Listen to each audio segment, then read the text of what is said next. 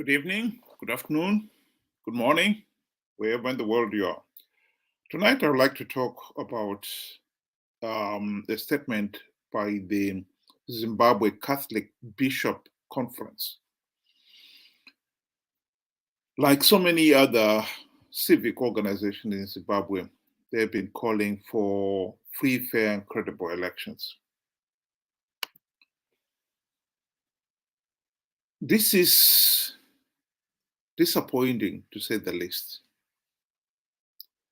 I think Zimbabweans have got into the habit of burying their heads in the sand and failing to address the real burning issues, the real challenges the nation is facing. After 43 years of rigged elections, surely just calling for elections to be free, fair, and credible is hardly enough. It's totally inadequate, in fact. It smacks of failing to understand the complexities of Zimbabwe's political system, failing to understand that Zimbabwe is not a democratic country that holds free, fair, and credible elections.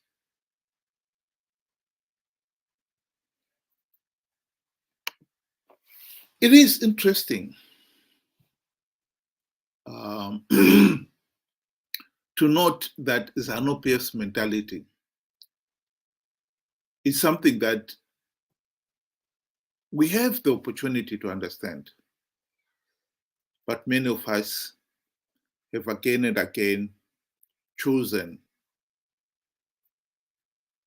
not to understand it. Here's an article by Stuart Duran. It was in the Strategist, the ASPI Strategist. A year on from the coup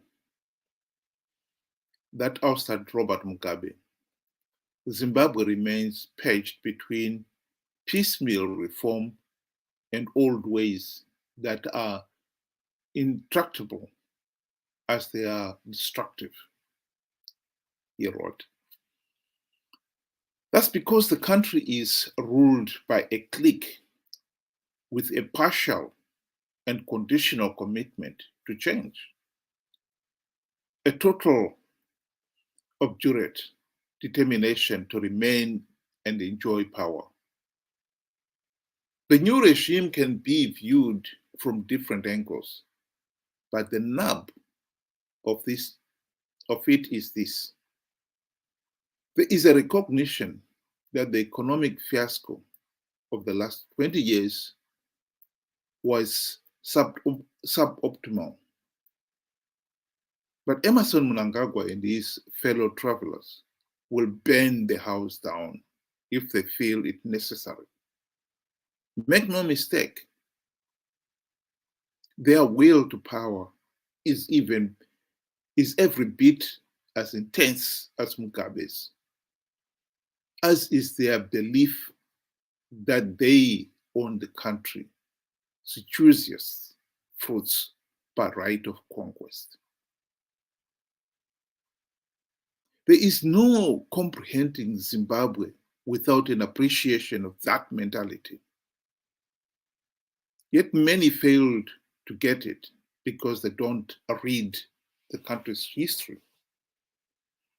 In 1979, at the height of the struggle against white rule, a diplomat who mixed frequently with Mugabe and the other leaders of his party observed that ZANU-PF does not seem to attach much importance to the destruction caused by prolonged war.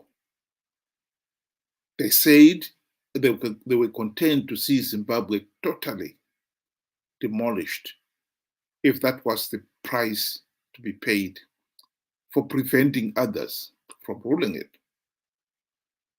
That attitude has not changed an iota, notwithstanding the passage of 40 years and Mugabe's departure. After all, the men who now rule wielded his hatchets for most of that period. End of quotation. Of course, Stewart is right. We have a ruling elite that genuinely believes that they have the right to govern Zimbabwe. We cannot keep on pretending 43 years after independence, 43 years after rigged elections, that it's anything else. We have to face the fact that we are dealing here with a regime that has no qualms about rigging elections, anything to stay in power. That is the reality we've got to deal with. It took the ordinary Zimbabweans nearly 20 years for them to finally accept that they are dealing here with a regime that was corrupt, incompetent, and tyrannical. And so it was not until the late 1990s that the nation came to some consensus that they needed to implement democratic reforms to stop ZANU-PF excesses, including the carte blanche powers to rig elections. The people then have risked life and limb to elect the MDC/CCC leaders into positions of power on the understanding that the party, once in power, they would implement the democratic reforms designed to stop ZANU-PF rigging elections. The tragic reality is MDC, when they got into power, they forgot about reforms. They didn't implement even one meaningful reform in the 5 years of the GNU from 2008 to 2013. This is the political reality we are dealing with. We are going into these 2023 elections knowing fully well that ZANU-PF is determined to rig those elections to stay in power because they think they've got the right to rule the country, and they will rather burn it down than allow anybody else to rule it. That is the kind of stubbornness we are dealing with on the one hand. On the other hand, we are also dealing with here with an opposition that is so corrupt, incompetent. They have wasted the golden opportunity to implement the democratic reforms which would have ended the ZANU-PF dictatorship. And ever since the GNU debacle, they've decided to participate in the elections, knowing fully well that they are flawed, but for the sake of getting a few seats on the gravy train.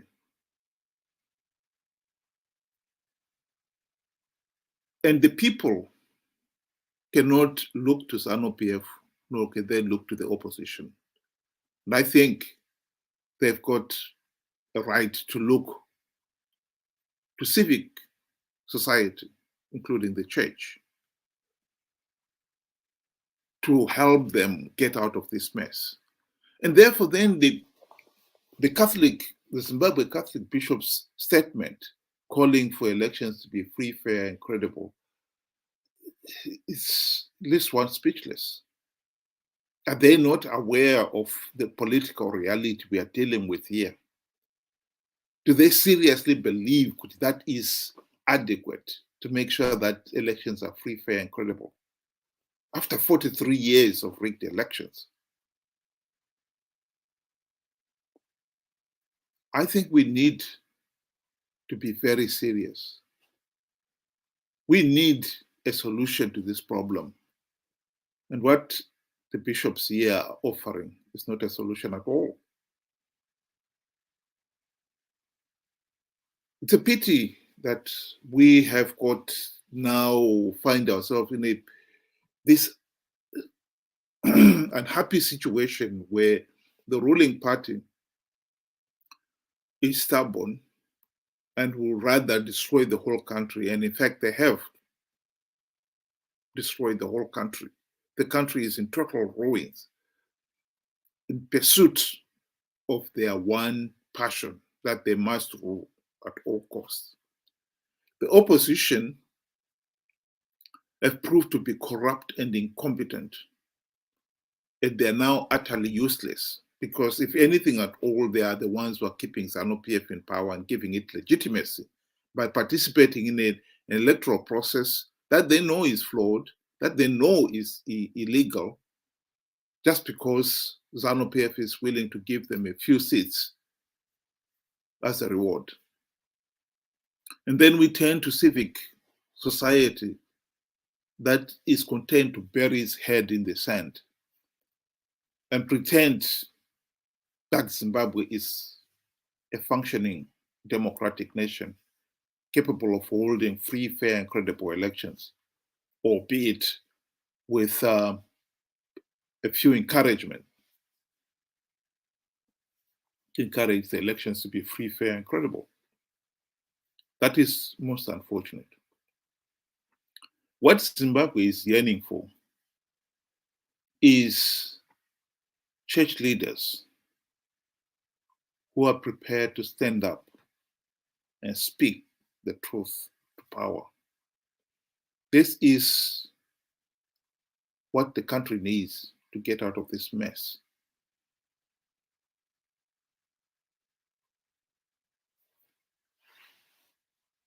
With that, thank you for listening and good night.